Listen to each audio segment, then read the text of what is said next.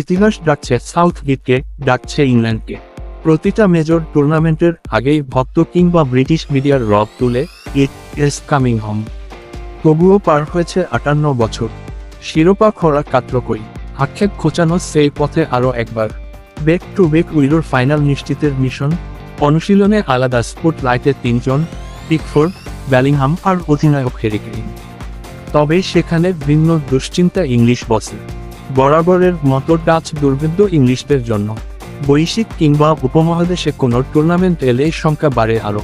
এবারও ভীতি ছড়াচ্ছে ডাচ মিডফিল্ড। সাউথগেটের পরিকল্পনায় তাই পরিবর্তন আনতে হচ্ছে আরও। গেল উইলোর ফাইনালের স্কোরার লোকসব ফিরতে পারে একাদশে। ঘর সামলাবেন ওয়াকার, স্টোনস ও গুরেহি।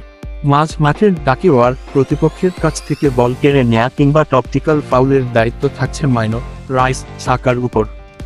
আক্রমণে ফিল ফোডেন আর বেলিংহামের জুটি। ফিনিশিংয়ে আছেন হ্যারি কেইন।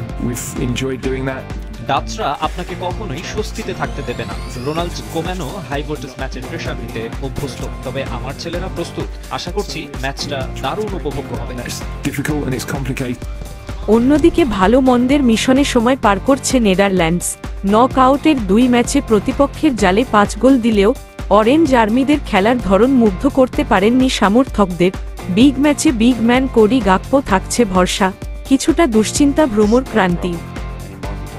ভ্রমণ ক্লান্তি নিয়ে আর মাথা ঘামাচ্ছে না, আমরা শুধু সেমিফাইনাল নিয়ে ভাবছি। ওটা জাতির জন্য স্পেশাল কিছু করতে চাই, তবে এখন পর্যন্ত যা করেছি তা নিয়েই আমি গর্বিত।